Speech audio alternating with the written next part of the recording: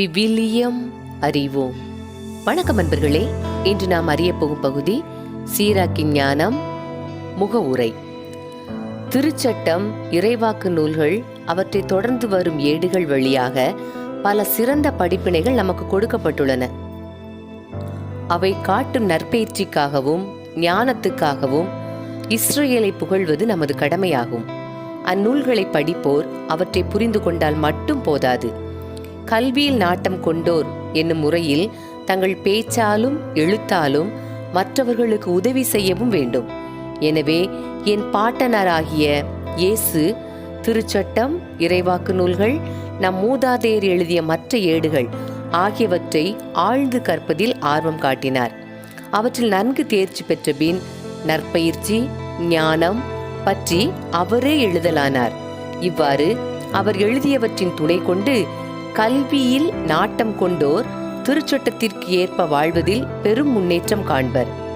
எனவே நீங்கள் இந்நூலை நன்மனத்தோடும் கவனத்தோடும் படிக்குமாறு வேண்டுகிறேன்.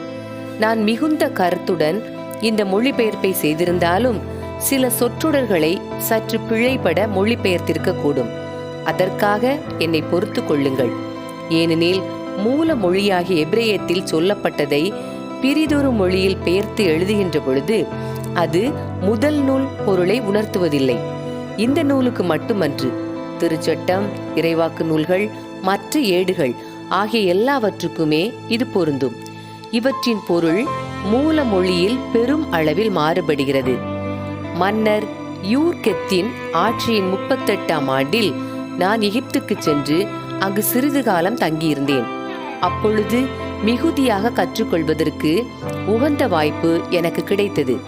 எனவே நானே பெரும் முயற்சி எடுத்து உழைத்து இந்த நூலை மொழிபெயர்ப்பது முதன்மையான தேவை என்று உணர்ந்தேன். அப்போது மிகுந்த கருத்தோடும் திறமையோடும் செயல்புரிந்து அப்பணியை முடித்தேன். இவ்வாறு வெளிநாடுகளில் வாழ்ந்து வருபவருள் படிப்பினை மீது நாட்டம் கொள்வோரும் திருச்சட்டத்தின்படி வாழ்வதற்கான நற்பயிற்சியில் ஈடுபடுவோரும் பயனடையும் பொருட்டு அதை வெளியிட்டுள்ளேன்.